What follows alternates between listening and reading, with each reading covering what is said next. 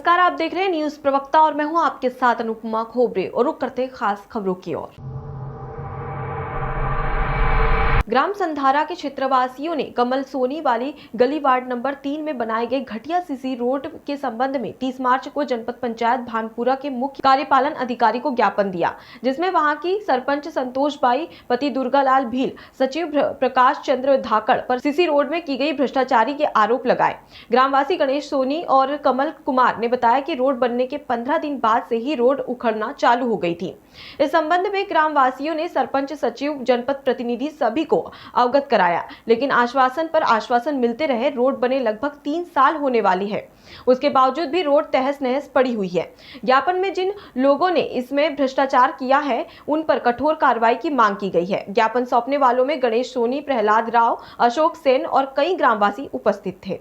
Sir, बरसों तक कहने के बाद तो हमारे मोहल्ले में सीसी रोड हुआ है और उसके बावजूद 15 दिन के अंदर झाड़ू के साथ जैसे रास्ते में से कोई कचरा समझते हैं ना, उस हिसाब से सारा कचरा जैसे कचरा निकल रहा है उस प्रकार ये सीमेंट साथ में चली गई उसके, और 20 दिन बाद से ये कंडीशन हो गई इसकी।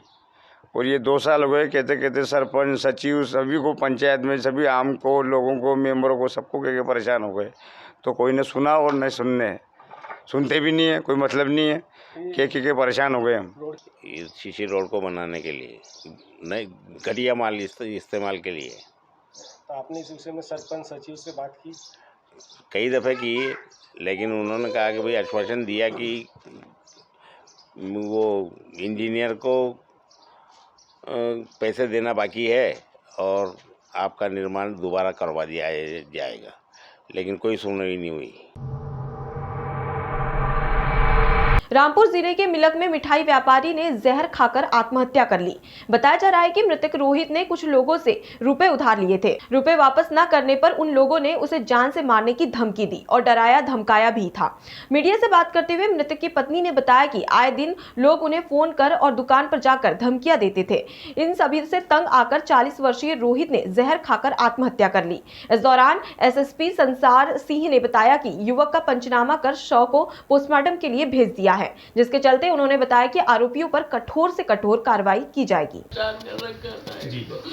कर्जे के पीछे 10-10 गुना ब्याज ले लेके पैसा लेते थे, फोन पे बहुत उल्टी सीधी सुनाते थे, दुकान पर उल्टी सीधी सुनाते थे, बहुत डरा धमका के रखा था। रात भी आए थे, बहुत सुना के गए कि तुझे हम मार डालेंगे, तू हमारा पैसा नहीं देगा तो हम तेरे साथ ऐसा कर देंगे।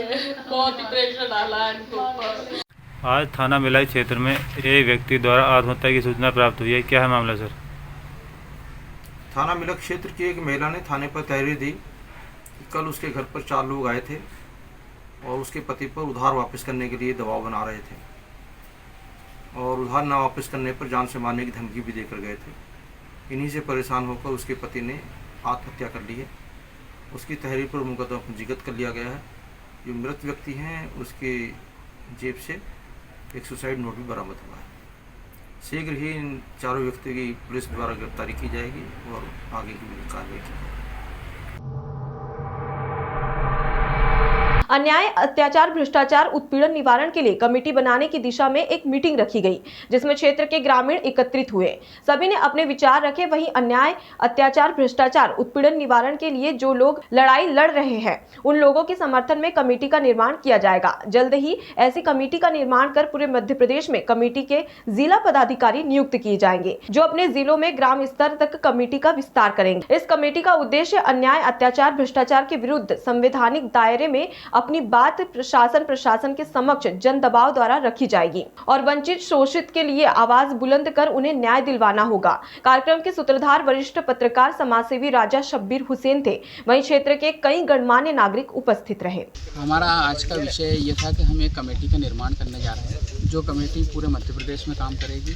शुरुआत हमने शाजापुर जिले के काला पीपल तहसील के ग्राम बकान से शुरू की है। उस कमेटी का उद्देश्य ये है कि जिन लोगों की आवाज़ शासन और प्रशासन नहीं सुन पा रहा है, या शासन और प्रशासन जिन लोगों के लिए संविधान अनुसार काम नहीं कर रहा है, उनको हक अधिकार नहीं दे रहा है, या जिन पर अत्याचार, अन्याय हो रहे हैं, उनकी आवाज़ शासन प्रशासन तक अगर नहीं पहुंच रही है, नहीं जा रही है और नहीं सुन पा रहा है, तो हम लोग सब इकट्ठे होकर हर जिस पे अत्याचार हो रहा है, अन्याय हो रहा है, उसके लिए हम लोग लड़ाई लड़ेंगे।